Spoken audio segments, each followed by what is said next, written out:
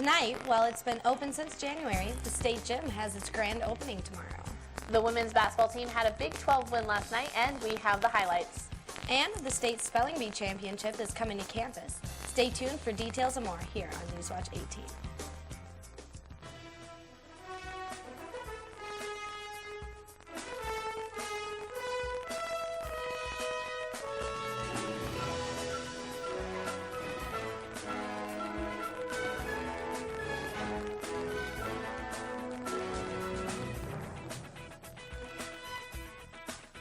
Good evening and welcome to the February 2nd edition of Newswatch 18.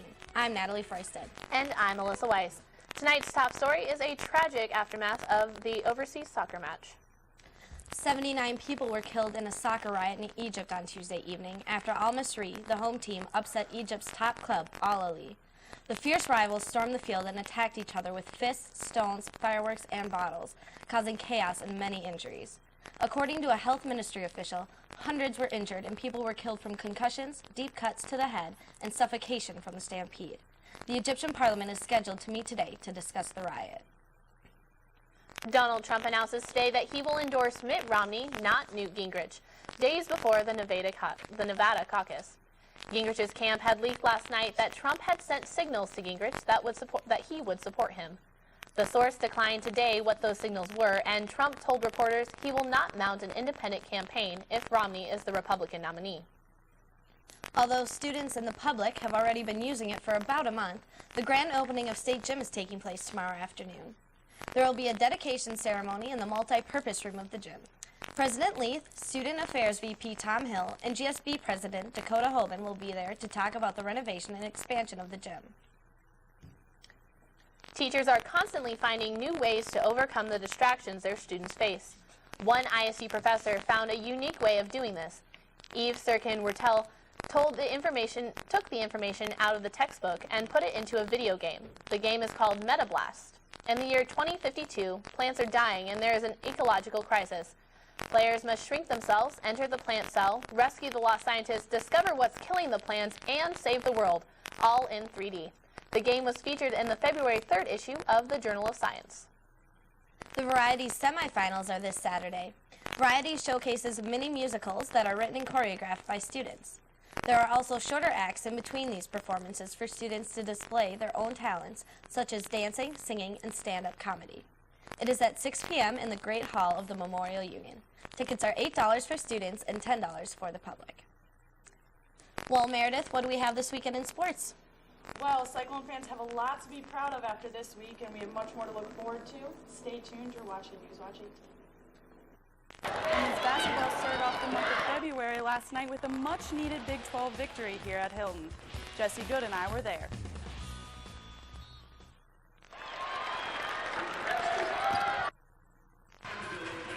Iowa State's women's basketball defeated the Oklahoma State Cowgirls 73-52 last night in Hilton. The first half was a bit shaky for both teams, Iowa State only hitting 9 of 33 and Oklahoma State 12 of 33. The lead changed about 8 times throughout the first period, but Iowa State managed to offset the Cowgirls by sinking 4 threes during the period, putting them ahead by 2 at half. At the beginning of the second period, the standstill game was changed within minutes. Lauren Mansfield of Iowa State switched a pair of threes in the first 2.5 minutes, pushing the Cyclones ahead 39-30. There was no turning back for the Cyclones when their shots started to fall in. Iowa State went on a 16-2 run in the first 11 minutes of the half. The Cyclones continued to dominate the second half, ending the game with 4 players who had hit double-digit scoring and holding Oklahoma State's top player, Liz Donahue, to only 4 points. Bill Finley, Iowa State's head coach, had nothing but good things to say about the game and has a positive outlook on what's to come. It defines us in a lot of ways. How hard we play, what we do, how do we handle the adversity of being 2-6, the negativity, whatever. You have to handle those things, and that's part of being an adult, growing up and maturing, and I thought that was the start of that. And knowing that 6 of 9 are home. Playing homes don't guarantee, obviously, but it sure helps. The Twister Sisters will host Texas, another Big 12 opponent, this Saturday at 1 p.m. After raking in 2 key wins versus Kansas and Kansas State this week, the Cyclones will try to continue their Big 12 streak while traveling to Oklahoma this Saturday. This year, Iowa State has both impressive play in the paint and behind the arc, something that other teams find hard to match. Forward Royce White leads the team in points, rebounds, assists, blocks, and steals, while 4 other players, Chris Babb, Chris Allen, Tyrus McGee, and Scott Christopherson, all have over 34 three-pointers this season. The Cyclones, now 6-3 in conference and 16-6 overall, have now doubled their conference win total last year and equaled its overall wins. Tip-off this Saturday is set for 5 p.m., and fans can catch that game on ESPN2. This weekend is a big opportunity for Cyclone track as they head to the New Balance Collegiate Invitational in New York. Over 130 teams will compete in the meet, including some of the nation's best programs. Alabama, Oklahoma, Texas, UConn, Baylor, BYU, and Mississippi State, along with some international programs from Canada, France, Ireland, and Puerto Rico.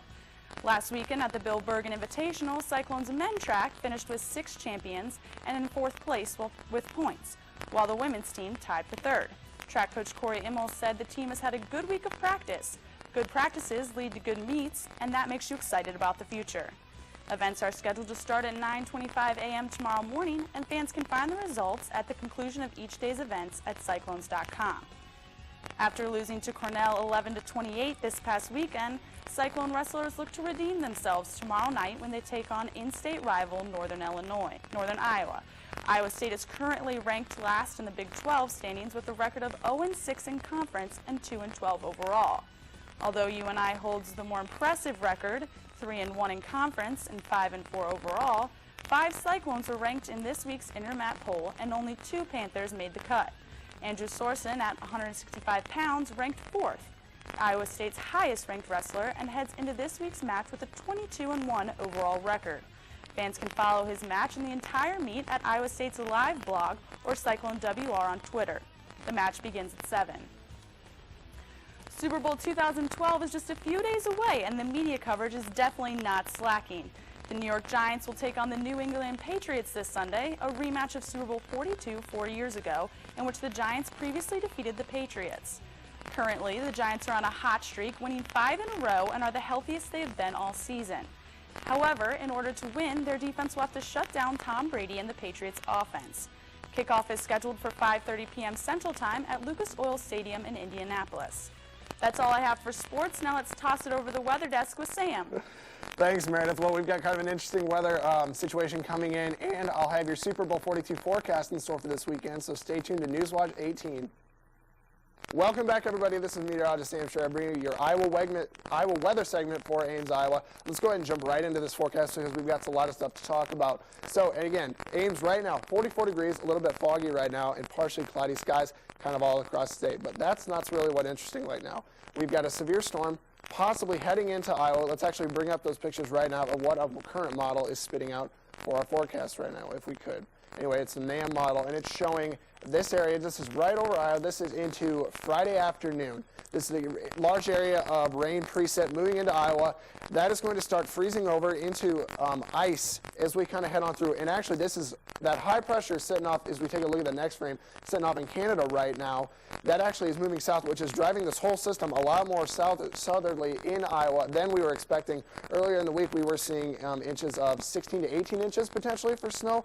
That is clearly not there anymore as this system is getting pushed off more. Let's take a look at our next frame. This is moving into Friday night into Saturday night. Lots of precip again, which is going to start freezing into snow. Our current totals for snow right now we're expecting are 1 to 3 inches according to the National Weather Service. If that high pressure kind of parked over northern Minnesota were to back off, then this low pressure system and all this rain and precip could move more into central Iowa, which would dramatically increase the amount of snow we have. But for sure, as we move on to the next picture, we definitely know it could be a nasty system. Anyway, let's get back to my graphics anyway to take a look at. So again, 44 degrees in Ames. Tonight's forecast, 32 degrees. It's going to freeze over, so if there's any wet stuff on the ground, that will turn icy. Calm night with patchy fog. Tomorrow's forecast, we're going to see tomorrow, potential for severe storm again, 41 degrees tomorrow. Then our extended look at this forecast, take a look at that. Friday, Saturday, 41, 32 with that snow again coming. Super Bowl Sunday, we're going to see 37 degrees with a 23-degree low, and we get 38 for Monday next week. Now that's all for weather. Back to the desk.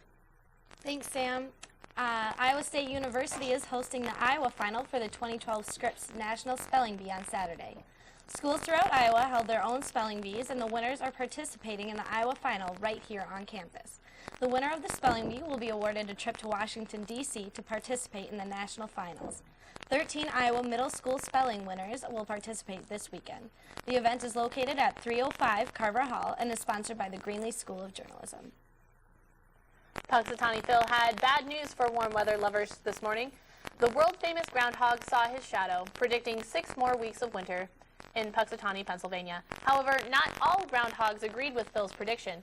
Staten Island Chuck, another famous groundhog from Staten Island Zoo in New York City, did not see his shadow. According to this, spring is on its way.